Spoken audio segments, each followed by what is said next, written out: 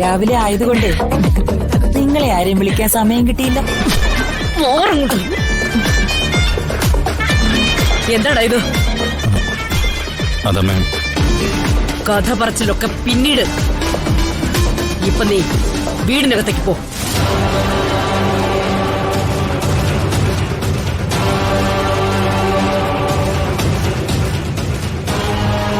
ഞാൻ നിന്നോട് പറഞ്ഞത് കേട്ടില്ലേ? വീടിനകത്തേക്ക് പോവാൻ. വാ.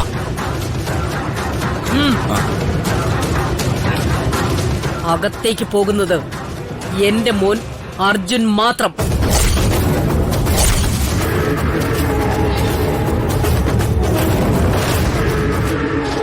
അതെങ്ങനെ ശരിയാവും രമേ?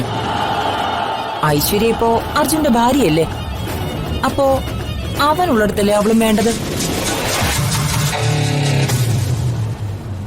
നിന്റെ മകനൊപ്പം വെറുതെ കയറി വന്നതല്ല, അവൻ താലി കെട്ടിക്കൊണ്ടുവന്നതാ ഐശ്വര്യലക്ഷ്മിയെ.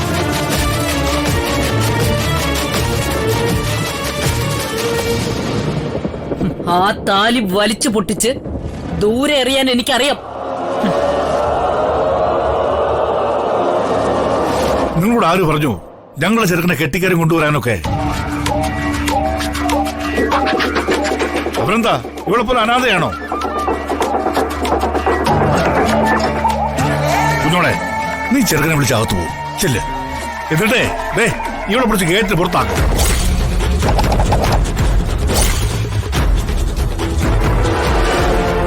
ഈ പെണ്ണുപിള്ളയുടെ പേരിൽ കേസ് കൊടുക്കണം, അതാ വേണ്ടത്. എട്ടുപൊട്ടും തിരിയാത്ത ചെറുക്കനെ പിടിച്ച് കെട്ടിച്ചിരിക്കുന്നു.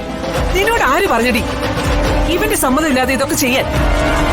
സോറി, ഇതിന്റെ മറുപടി പറയേണ്ടത് ഞാനല്ല, അർജുന.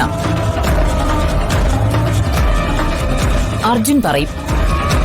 അവൻ പറയട്ടെ, അവന്റെ സമ്മതം കൂടാതെയാണോ ഈ വിവാഹം കഴിച്ചതെന്ന്.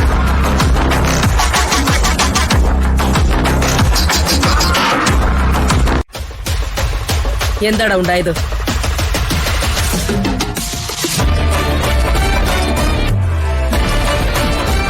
ഇവള് നിന്നെ ഏതെങ്കിലും തരത്തിൽ ചതിച്ചാണോ ഇത് നടത്തിയത്? ആണെങ്കി പറ. നിന്നോടൊപ്പം ഈ അമ്മയുണ്ട്. അങ്ങനെ വല്ലതുമാണെങ്കിൽ ഇവളെയും ഇവളെയും ഞാൻ ഈ വീട്ടുമുറ്റത്തിട്ട് പച്ചയ്ക്ക് കത്തിക്കും.